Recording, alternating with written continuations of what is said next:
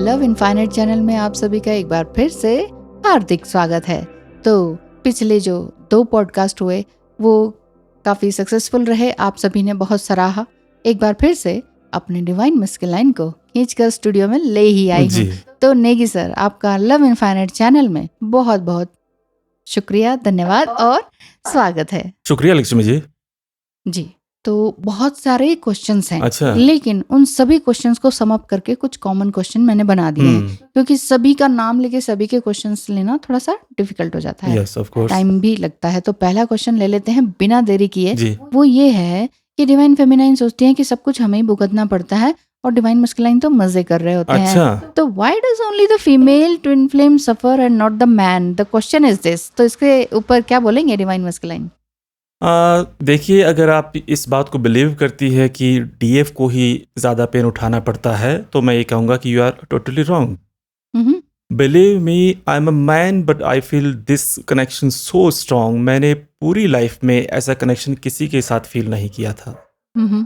जो आप कहती हैं स्ट्रॉन्ग इंटेंसिटी, जो आप कहती हैं strong intensity, magnetic urge, pull and push, the dynamic, the gazing, ये सब कुछ शुरू में ही ऐसा लगता था कि ये कोई साधारण संबंध तो नहीं है।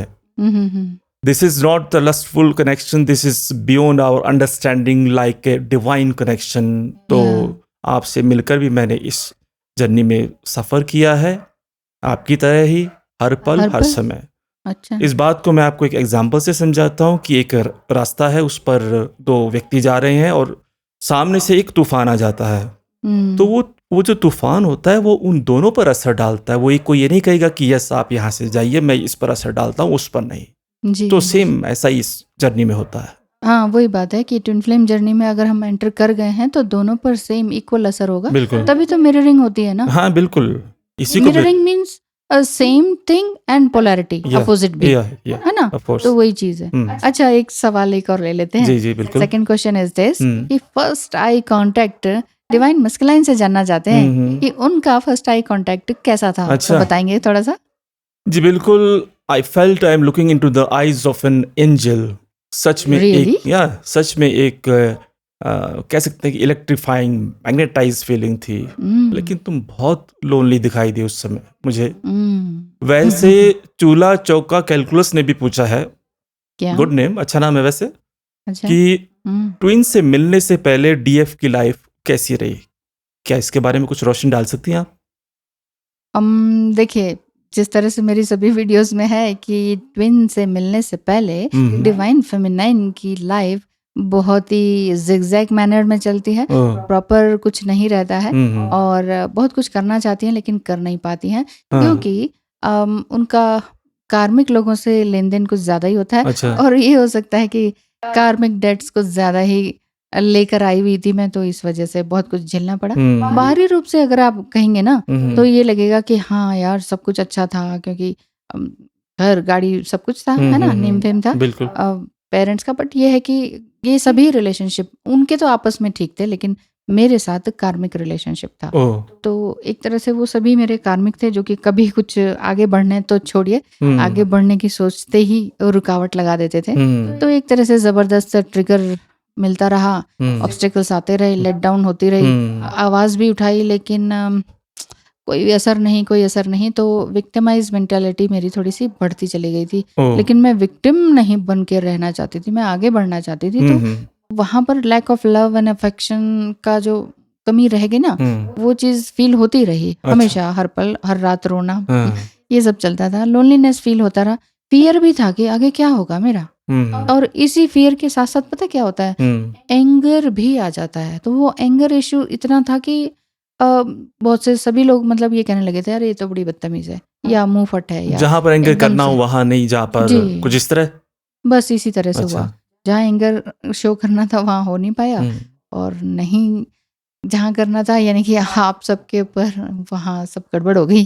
तो एक तरह से ही वो डिस्टॉर्टेड एनर्जी थी मेरी, आप ये कहेंगे, अगर आप ये जानना चाहते हैं कि मैं कैसी थी। हाँ, डिस्टॉर्टेड एनर्जी में थी। अच्छा। लेकिन बाहरी रूप से दिखेगा कि स्मार्ट थी। ये बात है। ओके, अगला सवाल। अगला सवाल मैं ऐसा लेना चाहूँगी, कॉमन क्वेश्चन ये है कि डीएम हमेशा डीएफ को ही चाहते हैं, जैसे पूछा है ये। जी। तो क्या ये डीएफ अगर डिस्टॉर्टेड एनर्जी में हो, क्या तो भी डीएम डीएफ को ही चाहते हैं? जी रियली? बिल्कुल, जी बिल्कुल। आप ये कह हुँ, सकती हैं कि हुँ। डिस्टॉर्टेड एनर्जी में भी हो तो भी डीएम डीएफ को ही मन से चाहते हैं, दिल से चाहते हैं। लेकिन शो तो करते नहीं है ना वो? हाँ, ये शो नहीं करती ये आप बोल सकते हैं, लेकिन मन ही हाँ। मन तो चाहते हैं देखो। हुँ, डीएफ, डीएम दोनों ही डिस्टॉर्टेड एनर्जी में हो सकते हैं और ये भी हो सकता हुँ, है कि इन दोनों में से एक जो है वो अवेकन्ड हो या मैच्योर हो। इन दोनों बातें हुँ, हो सकती हैं। हुँ। हाँ, ऐसा देखने में आया है मेरी पर्सनल रीडिंग और एस्ट्रोलॉजी में ना, हाँ, हाँ। कि एक बहुत ही हाईली अवेकन्ड होते हैं, स्पिरिचुअल, इवन डीएम ही बहुत स्पिरिचुअल होते हैं, हुँ, और डीएफ जो होती हैं वो थोड़ी-सी डिस्टॉर्टेड एनर्जी में होती हैं, लेकिन कुछ टाइम बाद उन्हें भी अवेकनिंग होती है, समझ में आती है कि क्या रिलेशनशिप है। बिल्कुल। तो आपको भी अगर गाइडेंस लेनी हो इनर वर्क के बारे में, या अपने ड्रीम्स के बारे में जानना है, एंजल नंबर्स बहुत दिख रहे हैं, या सिचुएशन कार्मिक है, सोलमेट है, या ट्विन फ्लेम जर्नी की है, तो उसके बारे में आप कांटेक्ट कर सकते हैं इस नंबर पर। एस्ट्रोलॉजी और टैरो के लिए भी बहुत-बहुत स्वागत है। तो चलिए नेगी सर, जी। आपसे सवाल करते हैं fourth. Okay. Fourth question is this hmm. कि if DM doesn't know about twin flame journey, तो क्या आप इनर वर्क कैसे करने लग गए जब आपको पता ही नहीं था? तो क्या आपको एग्जैक्टली ये पता था कि ये ट्विन फ्लेम जर्नी है या इनर वर्क है, इसे क्या कहते हैं? हाँ, आप ये बोल सकते हैं कि रीयूनियन के बाद यानी मई 2020 के बाद ही मैं जान पाया कि टीएफजे क्या है और इनर वर्क क्या होता है इसमें। लेकिन मैं एक इंसान भी हूँ, आप ये कह सकते हैं कि डिस्टॉर्टेड डिवाइन मस्कुलाइन एनर्जी वाला इंसान। ओह हाँ, yes. Yes. But soul push करती रहती थी कि माइंड को डिस्ट्रैक्ट करने के लिए कुछ तो कर, कुछ कर। क्योंकि मेरे भी माइंड में हर समय डीएफ और डीएफ की बातें, उसकी लाइफ के बेटर एक्सपीरियंसेस, ये सब चलता रहता था। तो मैं जी। खुद को बैलेंस करने के लिए मैंने सुबह-सुबह ब्रह्म मुहूर्त में उठकर आदित्य हृदय स्तोत्र, सूर्य अच्छा। नमस्कार, exercise, a little bit of stretching, Devi hmm. Mantra, chants वगैरह ये सब करना शुरू कर दिया था। यानी कि आपको मालूम नहीं था कि इनर वर्क है, लेकिन लेकिन फिर आपको भी मैं कर रहा पुश था। मिल रहा एक था पुश मिल डिवाइन रहा की था। तरफ से। Yes, yes. अच्छा, तो एक और का ही ये क्वेश्चन है, हाँ, और हाँ। उन्होंने आगे सवाल को बढ़ाया है हुँ। कि क्या भगवान का नाम लेना ही इनर वर्क है? क्योंकि पिछले पॉडकास्ट में आपने सिर्फ भगवान का ही नाम लिया था और होली बुक्स पढ़ने के लिए बोला था। जी, जी। बिल्कुल, इसके बीच क्या होता है कि आपको करना योगा करना है, मेडिटेशन ये भी इनर वर्क में आता है और फुल मून पर हमारे बहुत झगड़े भी होते थे। लेकिन मैंने होली बुक्स को पढ़ना, योगा, एक्सरसाइज, मेडिटेशन। मेडिटेशन बिल्कुल नहीं छोड़ा क्योंकि इन सभी स्पिरिचुअल प्रैक्टिसेस से ही मेरी बॉडी एंड इंटरनल माइंड पर बहुत ही सकारात्मक चेंज आया। पॉजिटिवली आप काफी चेंज दिखाई तो दिए बिल्कुल, थे। बिल्कुल। जी। जी। चलिए, बहुत बहुत धन्यवाद सवाल का जवाब देने के लिए। फिफ्थ क्वेश्चन एक और ले जी, लेते हैं, बिल्कुल। वंदना श्रेष्ठ हाँ का। जी।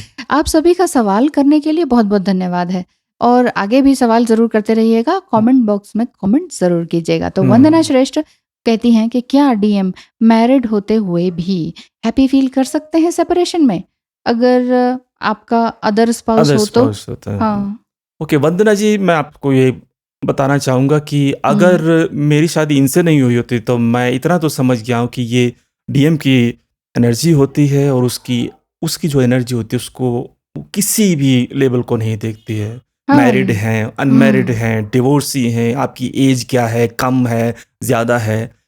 डीएम का मतलब सिर्फ एक होता है, डिवाइन मस्कुलाइन एनर्जी। और ये जो एनर्जी है सेपरेशन में हैप्पीनेस शो जरूर कर सकती है, बट वो इंटरनली हैप्पीनेस होती नहीं है। अच्छा, बाहर से तो हाँ, आपका एक भी तरह का दिखावा इसमें जरूर हो सकता है कि I am so happy, but ऐसा होता नहीं है एक्चुअली में। तो इतना दिखावा क्यों करते हैं? क्यों क्लियरली क्यों नहीं बोल देते अपने हाँ, डिवाइन फेमिनाइन से? अच्छा, चलिए, बस ये थोड़ी होता कमी ही है, कमी होती है डीएम में, ये मान के चलिए। अच्छा, या ईगो तो नहीं? नहीं, ईगो नहीं रहता? नहीं। अच्छा, अच्छा। चलिए, एक सवाल और ले लेते हैं।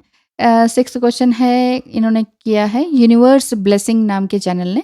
थैंक यू सो मच सवाल करने के लिए। उन्होंने पूछा है, जिनकी शादी ट्विन से ना हुई हो तो क्या ये उनके कर्मा पर डिपेंड करता है?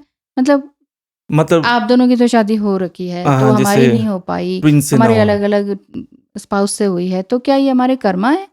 जी हाँ, बिल्कुल आप कह सकते हैं कि पास्ट लाइफ जो कर्मा होते हैं उनको कोई माने या ना माने, उन पर ही बेस्ड होता है हमारा नेक्स्ट जो बर्थ होता है। बाकी रही बात रीयूनियन की तो वो एफर्ट्स करने पर है, और कह सकते हैं डिवाइन जो इंटरवेंशन होता है उस पर भी डिपेंड करता है। इसलिए मेरी बात मानिए कि कर्म किए जा और फल की इच्छा मत कर। जी, बिल्कुल सही कहा। गीता में भी यही लिखा है, कर्म किए जा, फल की चिंता मत कर। तो फल की चिंता मत कीजिए, मतलब कि रीयूनियन कब होगा, कैसे होगा, ये सब कुछ तो डिवाइन पर या भगवान पर छोड़ दीजिए। बाकी सब आपके थोड़े बहुत एफर्ट्स के ऊपर है। इनर वर्क करना मत छोड़िए। बस मेन चीज यही है इस जर्नी में। हाँ, इनर वर्क करना मत छोड़िए। जी जी। तो बहुत बहुत धन्यवाद है डीएम साहब का भी। जी, बहुत बहुत धन्यवाद आपका भी इस शो में मुझे बुलाने के लिए। जी, थैंक यू। और आप सबका भी वीडियो को पूरा अंत तक देखने के लिए। आपके सवाल हैं तो कमेंट में जरूर कीजिएगा। धन्यवाद। आपका दिन शुभ हो।